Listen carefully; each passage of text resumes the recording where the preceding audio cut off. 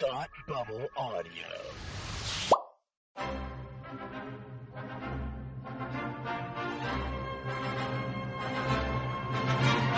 Look, up in the sky! You will never find the more wretched hive of scum and villainy. Welcome to Beer with Geeks with Tim and Frank. Who are you? I'm Batman. I am Iron Man. Your friendly neighborhood Spider-Man. Hi, Christopher. I'm Nero. My name is Inigo Montoya. You're a wizard, Harry. A couple of guys with a couple of beers and a whole lot of pop culture nostalgia. Make it so, number one. Ladies and gentlemen, the Beatles. Name the dog Indiana. Life finds a way. I am serious. And don't call me Shirley. Now sit back and crack open a cold one, because it's time for Beer with Geeks. It comes in pints? Shaken, not stirred. Great Scott! I was way off. I knew it started with an S, though. Hi, and welcome to Beer with Geeks, where two geeks geek out with beer. I'm Tim, and with me, as always, is my man who likes to see movies in his imagination. It's Frank. How are you today? I imagine I'm doing quite well. I think that my house has a nice vines out front. You know, just going up and down the fence to really make it have that nice old New England look. That's what I imagine. Your house? Yeah. Yeah, I don't know. I just kind of went off. You know, did I say house or did I say movie? No. You said movie. I was just my You're just imagination imagining a was house. Just imagining what my home might look like. Oh, that's nice. Yeah. Mm-hmm. Frank, what are you drinking today? Too much of something, apparently. I'm having this is a local microbrewery. So local, I actually don't even know where their facility is. But this is the Earth Eagle Brewing Company. American lager is a Piscataqua American lager. And anyone who has driven through New Hampshire and Maine might recognize the Piscataqua Bridge is the bridge that connects Portsmouth, New Hampshire to Kittery, Maine. So if you've ever driven up 95 up that way, you've crossed the Piscataqua Bridge. And this is an American lager that is named after it. It is a nice, refreshing, very light lager, and I'm enjoying it a lot. Nice. But I just picked it up at my local market, and it's been fantastic. I'm loving it. Oh, good for you. What, pray tell, are you drinking? I am drinking a Boulevard Brewing Company Magic Drip. Oh, that's a good one. Isn't it a good one? It is the barrel-aged wheated Imperial Stout with Colombian coffee. And I am drinking this one because I feel that it is semi-related to our topic, magic. Okay, sure. Right. Yeah. But it's good. And we're almost out of stout season, unless you're Frank. And stout season is just beginning. It's never. Yeah. What? It's getting warm out. Get the stouts. Get the stouts. I actually did. I did have for St. Patrick's Day. I did have a bunch of Guinness in the house. So good. Was that. Yeah, it's good. Actually, I don't remember the last time I had a real Guinness. I got the one on nitro. Which they had in cans this year, or in bottles rather, and I really, really enjoyed that. It was really nice to have it nice and smooth and silky. That's good. I mean, it's really as close as you can get to having it from the tap there, because it doesn't travel super well. Exactly. Yeah, it's the closest you're going to get in a bottle. Mm-hmm. Yeah. Oh man, I love a good Guinness. Mm-hmm. Well, Frank, this is an unusual, timely episode, but we're squeezing in something a little bit different because I'm here to talk about Shazaam 2: Fury of the Gods, a movie that recently came out this weekend. But is that the one with Sinbad as the genie? You nailed it. Yes. Yeah. Okay. You nailed it. Yeah, but it's the second one, Fury of the Gods. I thought it didn't happen. I thought it was a Mandela. Okay. No, it definitely happened. Was that a Mandela thing? No, it can't be. It's a real thing. Not a real thing. I refuse. It's not. Apparently, I remember it too, but it's not a real thing. No, it's just the Matrix. It's fine. It's okay. So anyway, no, I'm here to talk about Shazaam: Fury of the Gods, but you haven't seen it. No, and I feel really, I feel not great about it, but I was not able to get to it. Well, that's okay, Frank. On release weekend, anyway. That's okay, Frank, because today's episode is our ever classic, Hit Me With Your Best Shot. Hit me with your best shot. Why don't you hit me with your best shot? All right, Hit Me With Your Best Shot, in which I'm going to convince Frank to see this movie he might see on his own. It's actually hard to tell because Shazaam, I feel like, is not a character that you care anything about, or very little about anyway. Not in comics, no, but I really liked Zachary Levi's take in the first film. So Okay. All right, well, that's some groundwork to it. So this is going to be the hype machine, and I'm here to tell you why the second film, I think, is better than the first one. Minority opinion, I'll have you know. Okay. And so my non-spoiler review before we get into the spoiler is that I think I liked it more than the first one, which the first one I find charming. It's fun. It is, but the second one just dives completely into the more bonker fun side of Shazaam, and along with its maybe mythical origins, that the first one doesn't really. It spends obviously some time with it, with the 7 deadly sins and the wizard and whatever, Sure. but it gives us a lot more than that in this movie, and so. So I really liked it for all those things, and I think pretty much everybody, delivers in their roles, and I won't speak to any more than that, except it is out of all the crop of the DCEU movies to come out, starting with Man of Steel to this, I think it's actually like my third or fourth movie. Like, I really enjoyed it. It's kind of unadulterated fun, I'm not going into Shazaam expecting Citizen Kane. So sure, I'm expecting it to be an enjoyable 2 hours, and that's exactly what it gave me. So hooray. Well, great, right? So let me tell you with spoilers why you should actually bother to see this movie. Please, spoil away. Okay. So it starts off in a way that I can't remember because I have only seen this movie once. That's not a very good spoiler. No. Is it? Well, I didn't say there'd be good spoilers. I just said eventually there would be spoilers. But sure, I remembered. Okay. So it starts in Greece at the Pantheon Museum. And these two garbed, helmeted figures, like Roman soldier, Greek soldier-esque, kind of roll up, and it's the wizard's staff. Like the wizard Shazaam's staff is on display, broken in half. Sure. I didn't remember from the first one that Shazaam broke it in half. Okay, right, because that's what Dr. Savannah wanted. Like, that was part of his thing. I didn't remember any of that. I didn't bother to watch the first one again. I don't have time for those types of things anymore.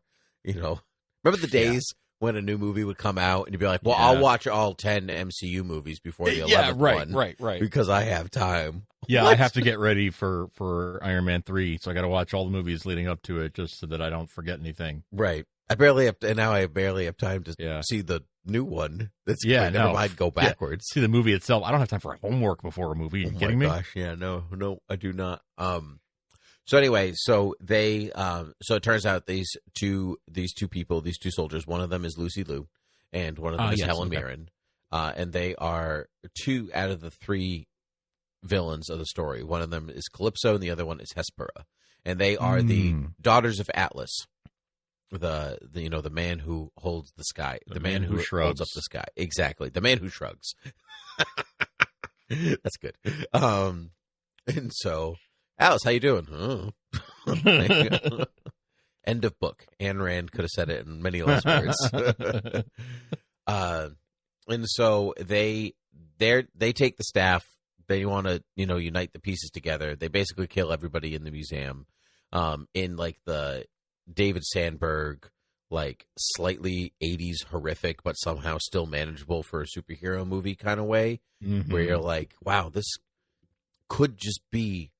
It's like it tips towards the edge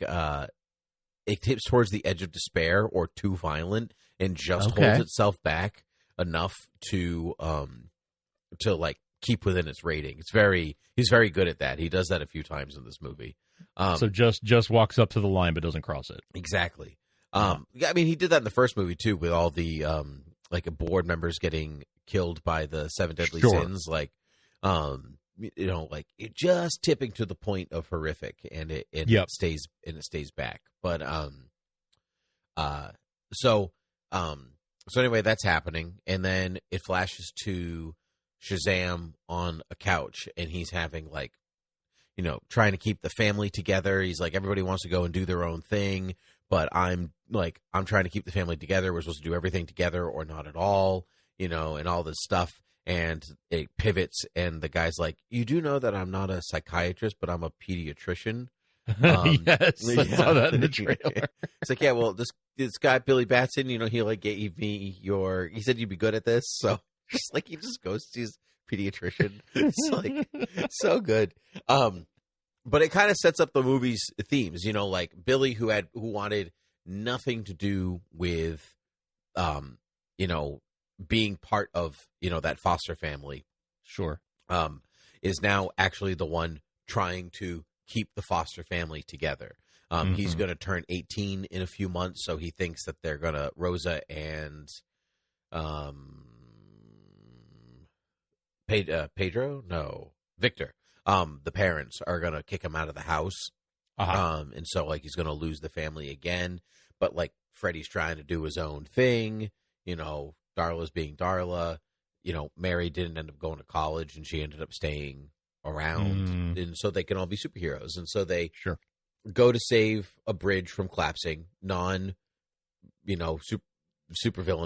heroics, just total accidents happen. The bridge is going to collapse, and it's good teamwork, good saving. And the bridge ends up collapsing anyway, which is great. It's one of those and now one thing we have to do is make sure this bridge doesn't collapse. Smash cut to bridge collapse in the water. It's awesome. It's great. Nice.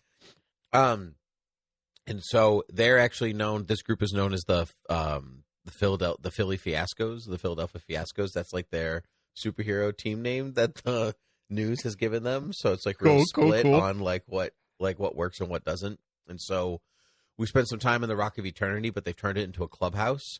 So it's got big screen TVs and pillows and couches and all this stuff, and there's team meetings, and nobody's into it and interested in whatever else.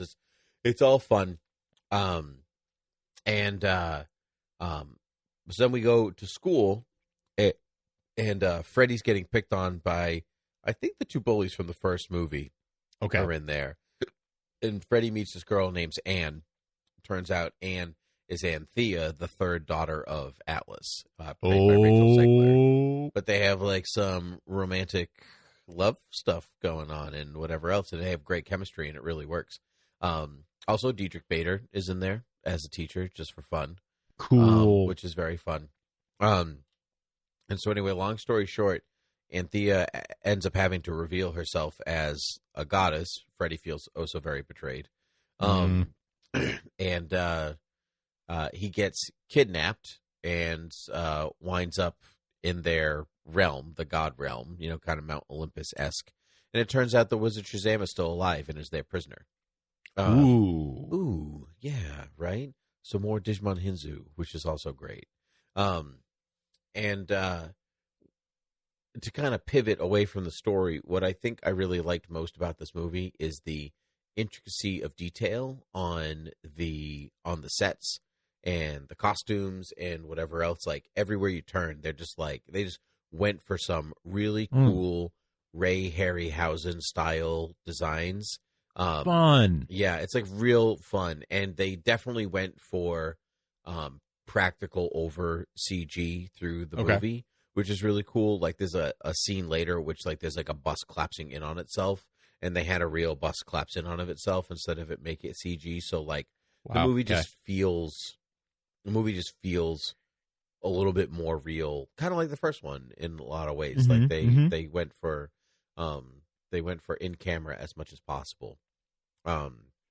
So basically, the whole thing is the three daughters of Atlas are angry at the Shazaam family because what the wizard did, or the Council of Wizards, is take the power of all the gods in Shazaam's name, Mercury, Zeus, whatever all the other ones are, I can't remember.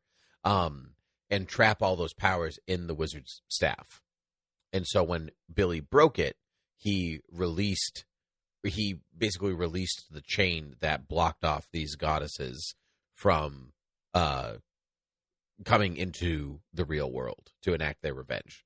And so that's how they get there and why they're there. And so the staff steals their powers. And so the threat is if they come across Hesper or Calypso or whatever, they are no longer Freddy the superhero. They're just regular Freddy or, Pedro or Eugene or whatever, or Darla or Mary. They just become their regular selves in an instant.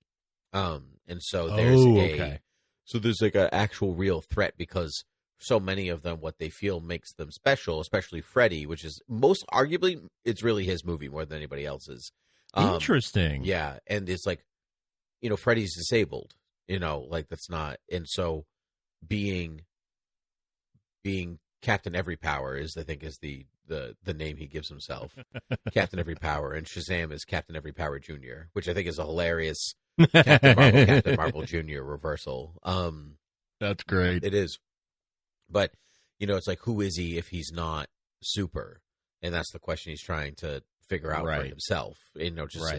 Billy's trying to figure out, who is he without a family that he originally didn't want? And so, everybody calls Rosa their mom, except for Billy. He still calls her Rosa. So as much as he, wants his family to stay together, he still hasn't even, fully joined the family, in his own way. So there's, he's really nice. It's really nice thematically about, choosing to belong or not to belong and how you belong and how you fit in and all this good stuff that works for the movie because they're all teens. But arguably they spend so much time as superheroes. They're really given the superhero actors, Adam Brody and Ross Butler and DJ Catrona and Grace Caroline Curry, they're Megan Good. They're all actually really given stuff to do as opposed to the the last one. Right, just like the cameo. Basically. And so the goddesses are trying to get, once they get the staff, they're trying to get this golden apple, like Greek mythology, because if it will give birth or their realm will be reborn once they plant the thing. So, and so Anthea and Helen Mirren, so Rachel Zegler now, and they're like, let's do it. We're going to plant it in here, in our realm. It's going to be beautiful. And Lucy Liu's like, or we could plant it in the mortal realm and kill everyone because they stole everything from us, and we should just, do everything back to them. And so you get Rachel Zegler, who's like, well, I met Freddy one time, and I love him, so no. Oh, cool. Sure. One of those, yeah. And then, without ever saying it just like that, and then you have Helen Mirren, who, surprise, surprise, she gives a layered performance, in a movie that doesn't deserve it, but, but she's like, that I'm not interested in killing mortals. I really just wanted what is rightfully ours back, and she actually has this really good conversation with Shazam about you think that these powers belong to you, but they don't. If someone broke into your house and took your stuff and then dropped your stuff on the sidewalk and some random dude picked it up and said, oh, it's my stuff now. It's really not that person's stuff. It's still the original owner's stuff. You just happen to think that it's yours. And so the conflict between the three of them kind of surmounts it to the golden apple getting planted in the mortal realm, which releases a bunch of mythical creatures all throughout Philadelphia. But it went full Ray Harryhausen. There's the Cyclops. That's actually the Ray Harryhausen Cyclops with the little horn on top of his head, and it's down to the letter. It's so fun. Awesome. It's so fun. There's a bunch of other stuff. There's a dragon that protects the tree that's completely made out of wood. Which is just a really cool design. And there's this thing that's so fun. And so while everybody's lost their powers except for Shazam, except for Billy, they're all trying to figure out how to get rid of the creatures. And Billy's trying to figure out how to do everything else. And the wizard's like, oh, well, the unicorn is, like the thing that everyone's afraid of. And so Daryl's like, I freaking love unicorns. Let's do this. Yeah. And he's like, no, not like the unicorns, like they are horribly deadly and mean and vicious and whatever else. And she's like, okay. Darla has this thing the entire movie of putting Skittles in people's pockets to make them feel better. And so they like finally catch a unicorn, and it is like, it kind of looks like a beefy version of not the Grimm. What's the thing in Harry Potter, like the horses that only people who have witnessed death can see? You know what I'm talking about? I mean, I remember that concept. I just don't remember what it was called. I can use a lookup.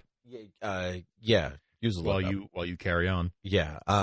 So they come across those, and they're like, oh, how do you get the unicorn on your side? Well, you need ambrosia. Well, we don't have ambrosia, so Darla throws Skittles at the unicorn, and she's like, taste the rainbow. Vestrals, by the way. Vestrals. Thank you. And so it looks like a beefy, like muscle thestral with a horn. Gotcha. And so she throws Skittles at the unicorn, and the unicorn's like, hell yeah, Skittles, let's do this. So then it's just, yeah, right. So then it's just Shazam, the Shazam family without their powers, riding unicorns down the street of Philadelphia. It's like, this movie's totally bonkers. Like, and like, wild. But it's so fun because it just doesn't take itself too seriously. Yeah. There's a pen in the library at the Rock of Eternity called Steve, and he like writes whatever you say. And they're like, and he like looks like he'll write like Steve, like it's basically like a magic AI, and he's like, sure, like, look, Steve, what books, like, what about this? What do you know? And he like writes the book titles down so you can go research and like all this different stuff.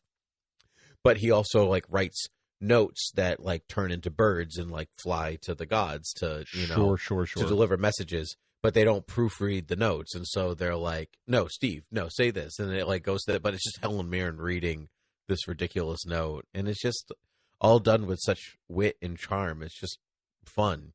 I saw an interview with Helen Mirren that said like, oh, you do like Fast and the Furious and you're in Shazam too, like, but you're also Helen Mirren, so like, right, why? Like, basically. And she's like, oh, I love doing these types of movies, no acting required, it's great. Yeah. She's like, you just show up, you're in your cool costume, and there's big explosions all around you, and you just got to look cool and say your line. She's like, it's so much fun. Yeah. But honestly, that sounds like a dream job. Yeah, when she puts it that way, yeah. Yeah. I mean, she's a Shakespearean actress. Like, why wouldn't she want to play a god? Like, this is, it's high camp theater. That's like it's high camp Greek theater. It's true. That's what, that's what all of this is. So, so long story short, I mean, Billy's big thing with his god powers, with his Shazam powers, is like, he's like, I'm not actually a god. I'm just a kid who has these superpowers and doesn't even have a superhero name. Like, what is my superhero name? I don't know. And so it goes back and forth, back and forth, back and forth. And so long story short, he realizes the only way to save everybody is to die, actually. And so, like, to sacrifice himself, big bomb, kills the dragon, destroys the tree, whatever else, all this stuff. And so he sacrifices himself and actually does die, which is wild. Like, and so, and Helen Mirren kind of watching the whole thing, she's like, a god after all. Because isn't that the ultimate sign of a god for his people, is to sacrifice yourself, instead of just lord over. I don't know. Sounds familiar, right? Yeah. So I just liked it thematically. Like, it really worked for me. And like, he really does die. But the fun part about all of that is throughout the movie, Billy has this almost unhealthy attraction to Wonder Woman. And he even has a dream about Wonder Woman in a restaurant.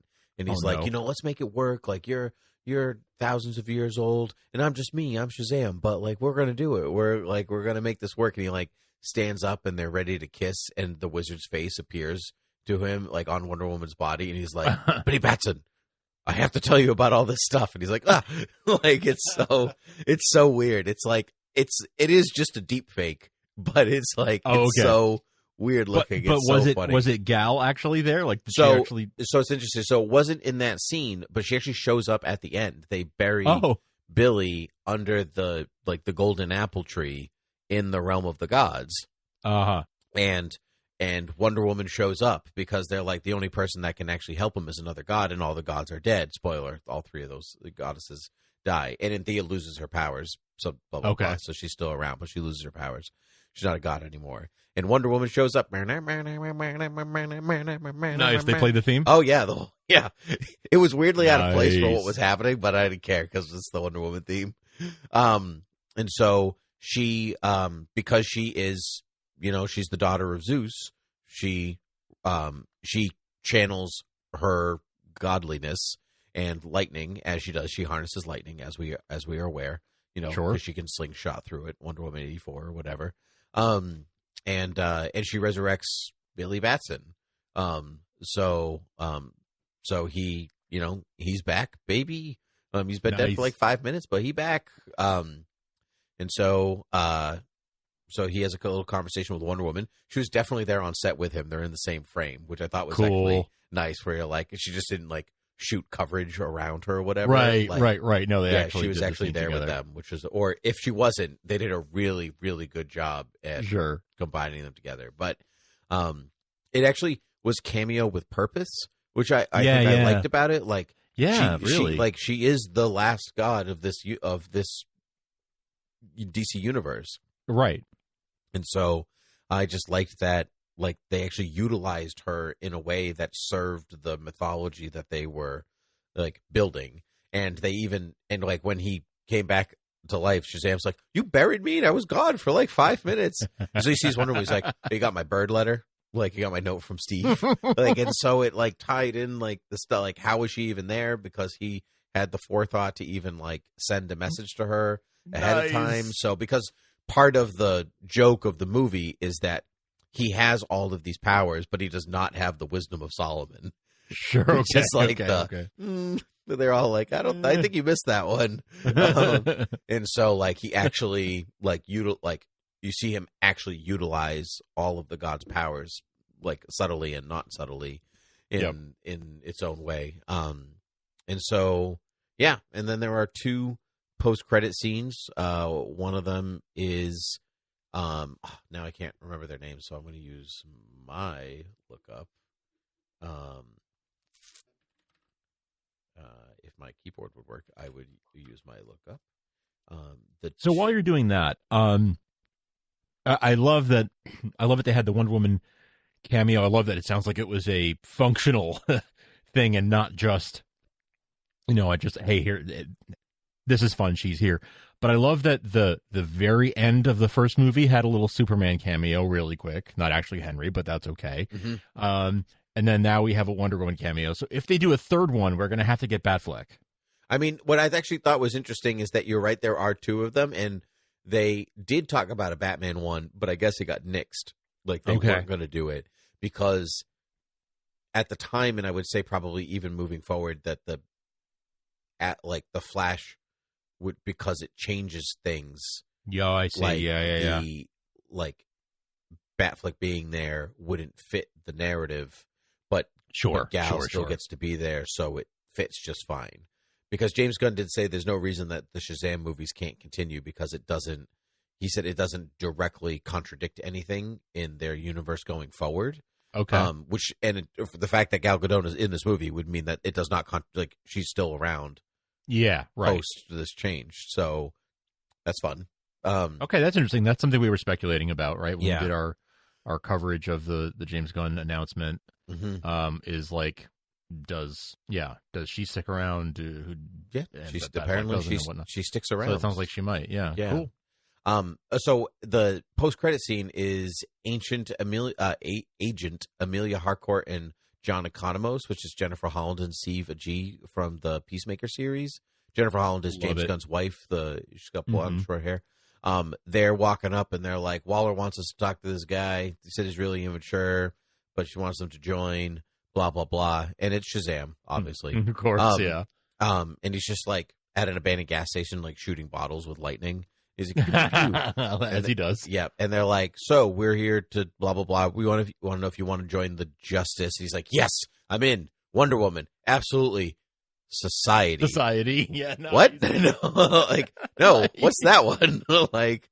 like, just so you know, there's if there's two groups with justice in the title, that's kind of confusing. Nice. Why? You should think about your branding and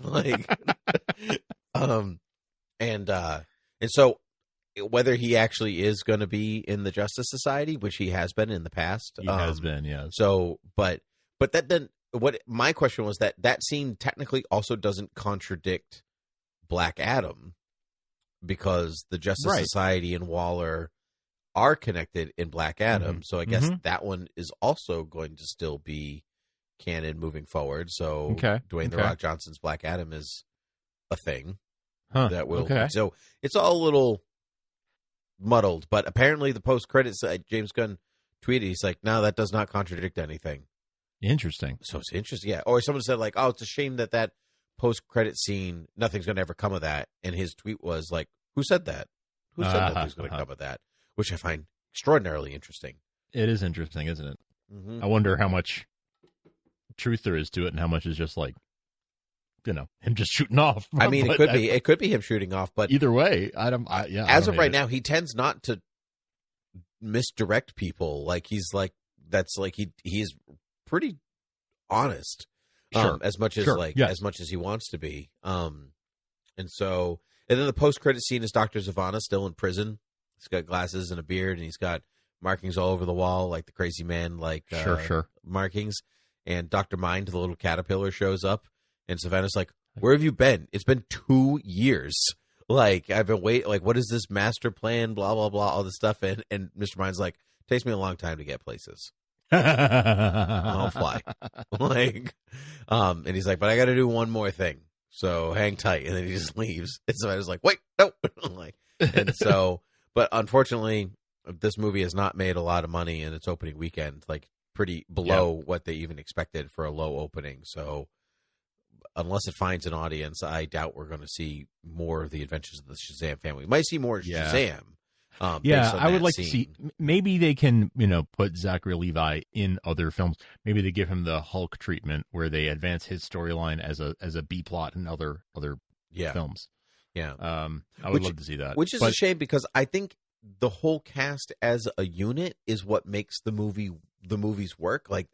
Everyone's got really good chemistry. But these kids are aging up quickly. I mean, Billy was barely in high school in the first movie, and this one he's going to be 18. So they've been Shazamming for years already. Yes. So I don't know. I say more Mary Marvel too, because I'm a big Mary Marvel fan. Oh, sure. Yeah. It's an interesting situation. I think it sort of speaks to the post-pandemic sort of film landscape where it seems like increasingly the movies that do well at the theater are the really big blockbuster, you got to see this on a big screen. You got to see Avatar The Way of Water on a big screen. You got to see that kind of thing. Even Top Gun. And the movies that are sort of, the smaller ones in the big franchises, even those are sort of people aren't drawn Shazam, to go see it. Ant-Man, these are good examples of smaller characters. Ant-Man, pun intended. Yes, but you're right. They're not audience draws the same way. They're not. A few years ago, they might have been more just whatever, I'll go to the theater. But now it's I'm not going to go to the theater unless it's worth it. No, well, I mean, even generally going to the theater is expensive. Well, sure, but I mean, I think the pandemic accelerated that. Sure. That trend, it was already heading in that direction, but the last 3 years, really accelerated that. And I think that Ant-Man and this movie maybe suffered more as casualties of that. Where a couple of years ago they would have done fine, respectable, but not huge. Mm-hmm. And now it's sort of maybe the kind of numbers that are all right, yeah, this is. Were this a Disney thing, I bet they would be getting, they'd be looking at, Disney Plus releases and that sort of thing. Sure. Warner doesn't really have the whole Discovery thing with HBO Max. It's kind of unclear what their streaming strategy is going to be going forward, so I don't think they're going to be doing that. But it might mean. They put it out 45 days, like whatever, 60, 90 days, whatever it is. Sure. But not like immediately out. Right. But Disney hasn't been really doing that either. Even when movies they haven't done that. No. I guess what I mean is when they have a place to do like a direct to video sort of strategy if they wanted to. Sure. I mean, technically, Warner Brothers does too. They just but they're not really using it that way. Is my no, point. They're not. Well, because Disney has been and Warner isn't. Yeah, but even Disney did their dive, and they're like, well, that was not lucrative. Right. So, right. Yes. Yeah. Well, what's interesting, this is I think an entirely different conversation, but Disney said we're going to go back to pushing physical media because that's what makes money. But I don't know if the market's going to follow them there. And they've actually been that's a big change for Disney in particular, because they've actually a few things that have come out on Disney Plus and where there was a big enough audience cry for, can we have a physical version of this? They were sort of hesitant, and apparently Disney PR was saying Blu-rays don't sell. Blu-rays don't make us any money, so we're just going to keep it on Disney Plus. But that's interesting if they're going to be switching back to that. Maybe certain demographics do want that. I don't know. It's tough because if you do want to watch it, then they'll force you to buy it. Yeah. But there's so much content out there. How much do I really want to watch? Right. Yeah. Yeah. And the profit margins on you pay $20 for a Blu-ray or $30 for a Blu-ray, versus paying $7 a month. They can get $30 out of you for one movie versus you having to pay however many months to make that up. Yep. Depending on how many volumes you sell, on how many units you sell, rather, that might be the better thing for them to do. So anyway, it's interesting. It is. Well, that was my recap of Shazam: Fury of the Gods. Sounds like such a fun movie. It sounds real fun. It sounds, It does not deserve the bad reviews that it's getting. It's not deep, but the first one really wasn't that deep either. I don't know what everyone was talking about. So, it's, I just. It sounds like it meets expectations. Sure, I think the first one. You know what it is? I think it's more generically superhero this time, where the first one certainly doesn't feel that way through the majority of it, just by the nature of who Shazam is, and it, working with the foster system and all that stuff. And while that stuff is there, most of the movie is about superheroes, or they are at least superheroes in this movie. And because of the nature of them having to look like superheroes when they use their powers, you would love it because there's a lot of superheroes just talking to one another. Sure. Cool. It's just a lot of conversations in costume. I do like that. So I don't know if that was the turnoff for people, but I don't know. I think part of that is that they didn't have to worry about child labor laws the same way when the kids are in it less, because it just slows down. It gets more expensive and whatever else. So just make the adults wear the costumes. You get the same thing. Yeah, that's true. That is interesting. That's an interesting point. Yeah. Yeah. But I don't know. I really liked it. I would watch this one again over the first one. Oh, interesting. Yeah. This one I found more fun. I found it a little more engaging, a little quirkier. So I don't know. Yeah. I know other people who do feel the same way that I feel. I've talked to a few, but most do not feel that way, but to each his own. I would just like to see more of them. How many stars do you give it on Letterboxd?